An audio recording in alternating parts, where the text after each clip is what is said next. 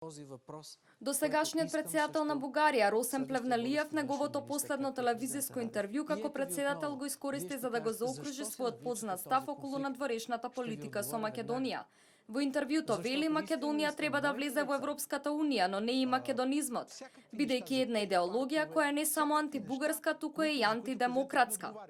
Предишниот президент на Българија многу се гордееше со своите бескрајно многу срещи.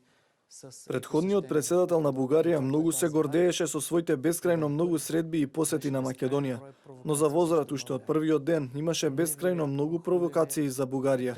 Неверојатно хулење деноноќно по македонските медиуми, огромен број провокации по сите меѓународни институции и меѓународни конференции кон Бугарија.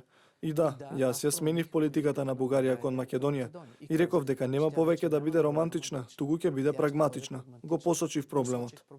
На интервјуто реагираше министерот за надворешни работи на Македонија Никола Поповски, кој рече дека ќе беше добро доколку и Плевнелиев како и Желев ја имаше истата широчина и почит за граѓаните на една соседна држава.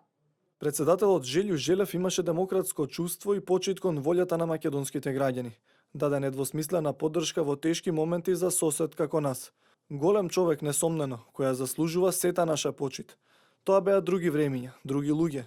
Колку би било добро и оној кој до вчера ја имаше истата функција, Плевнелиев, да ја имаше истата широчина, визија и почит за волјата на граѓаните на соседна држава, да покаже сила и мудрост и да одбере пораки на мир, подавање на рака и одлучна поддршка за сите да бидеме во европското семејство час поскоро. Тоа сигурно е покорисно отколку гонење на митови, креирање лажни закани и потикнување на фобии. И министерот за надворешни работи на Србија Ивица Дачик на неколку наврати во изминатиот период упати критики кон Македонија, градејќи непријателски став кон долгогодишниот партнер поради непризнавањето на Косово.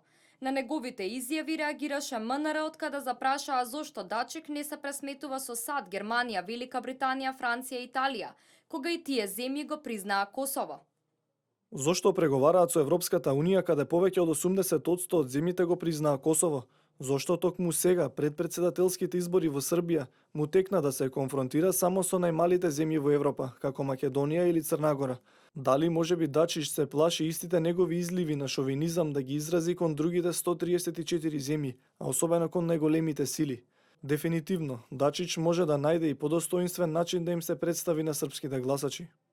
Реакции не стивна и по навредливите пораки на грчкиот председател Прокопис Павлопулос, кој во континуитет ја користи познатата потценувачка реторика кога зборува за Македонија. Во неговата последна изјава од ВМРО реагираа дека се работи за смислена стратегија за зголемување на конфликтноста помеѓу двете земји.